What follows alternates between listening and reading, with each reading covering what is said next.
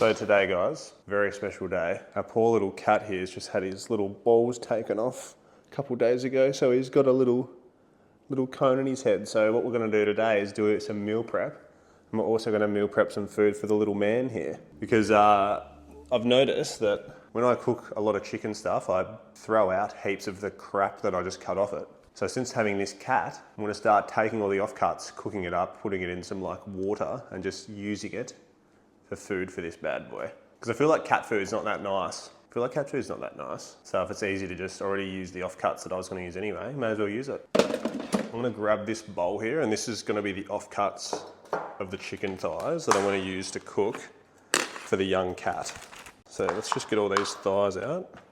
I'll just trim these up a bit. This is obviously pretty boring stuff. You don't have to trim these, but I just hate getting gristly bits in my food. So just trim these up a bit, and yeah, once it's all done, I'll see you back in a minute. Turned out to be about probably 900 grams of chicken there. So we've got a couple hundred grams left over for the cat. That's the cat's meal prep for the week. And then to go along with all of this chicken as well, we've got a bechamel sauce and a pasta sauce, just to make like sort of a creamy one. Creamy chicken pasta, whatever we're gonna call this. A box of penne. Probably use the whole box. Whole packet of spinach, two broccoli heads, a couple of carrots, and an onion.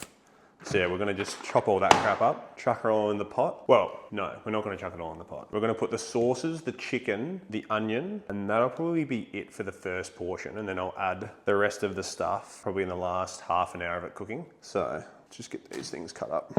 But yeah, just really rough with this stuff. Doesn't need to be too exciting. Not even gonna peel it. So we'll just chuck all these veg in.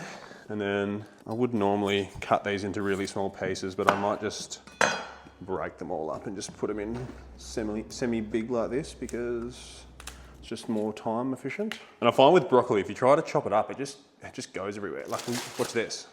I'll show you guys why you don't chop up broccoli. Just look at that, absolute pigsty. Like, I'm not cleaning that up, so it's gonna break them all off like this. It's just easier. Chop up this onion. This doesn't have to be too fancy either, just rough dice it. Just chop them up into little cubes like this. Beautiful. And then chicken. Let's get the chicken in there. Listen to that. Listen to that, mummy. And then we've got the bechamel and the bolognese sauce. It's nothing really fancy about this. It's what we had in the cupboard, so I'm just going to use it up, because that's what half of cooking is, just using up random crap in your house. And it's going to be very watery, this anyway, so what I'm going to do is, once you get all that in there, I want to get all the juices out of these, so a little bit of water in both. Let's get as much of it in as we can. And this is like a really lazy way of doing this sort of thing. You could do this multiple different ways, but and we're going to just pull up the lid on that, and yeah, come back in about 2-3 hours or something, and then see how it's looking, and then chuck the rest of the shit in. But while we're here lurking around, I'm going to meal prep the cats and food. So all I'm going to do here with this, just crank on a high heat. And then what we're doing here for the cat is we're going to be like sort of semi-boiling this, because we want to get all the nutrients from this chicken, and I don't want it all sticking to the pan. Like, I want it all to stay in a big congealed mess. So yeah, the water will help retain all of that, because it won't all just be stuck to the pan. And there it all is there, all going in. Because it might actually need a little bit more water here. The water's already evaporating quite fast. So you can already see this starting to go a bit cloudy, which means there's a lot of random chicken goodness of juices there that we want to get in our cat, because we want a fit and healthy cat. Here we go. The finished product, the boiled chicken thigh. Doesn't that look good? Looks a bit minging, but it's going to be good for the cat, I'm telling you. All that juice there, that's goodness. Boiled goodness. Now, we're not going to let the cat eat it yet, because we want it to cool down. Alright, so we're back. We're back for the cat part of the video. Let's see what he reckons. Come here, little Juju. It hasn't really clumped up as much as I thought, but you can still see the fatty bits. Let's see what he reckons. And a little bit of chicken, and then a little bit of juice as well. Oh, you like that, don't you? He's just licking it at the moment, but have you ever licked something that you didn't like? So yeah, I'm gonna just turn this pot on here, get him nice and hot, because we want to do this quick. And I'm gonna just dunk this whole thing of pasta in here. Chuck that on there.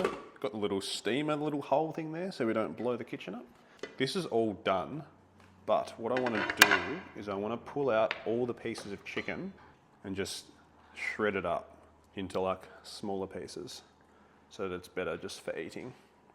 So I'm just gonna rough chop this up. Doesn't really matter too much, just bite-sized pieces. You don't have to do this realistically, like you can leave it and then when you're eating it, you can just chop it up yourself, but I'm just a weirdo and I wanna do it now.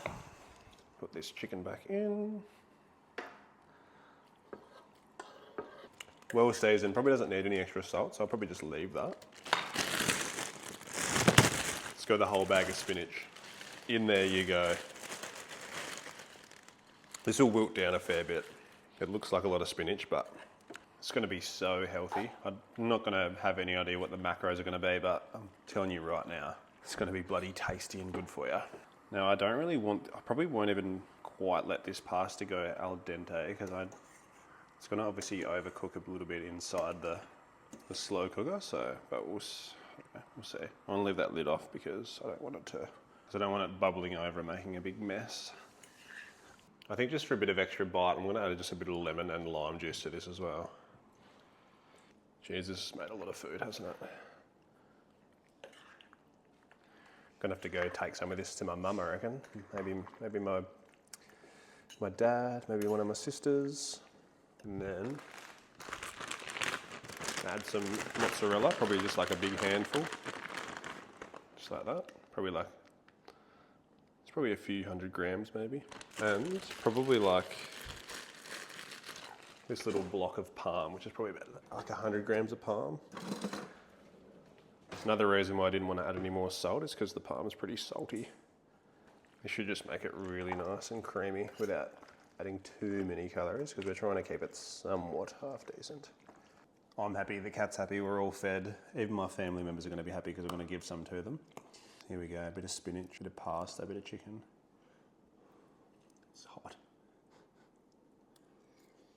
And that'll do us, guys. Easy as, about 15 minutes of work to do this entire meal. It's gonna do me for like 3 or 4 days. Like the video if you like the video. Subscribe to the channel if you like me and my cat. And I'll jork yous next time.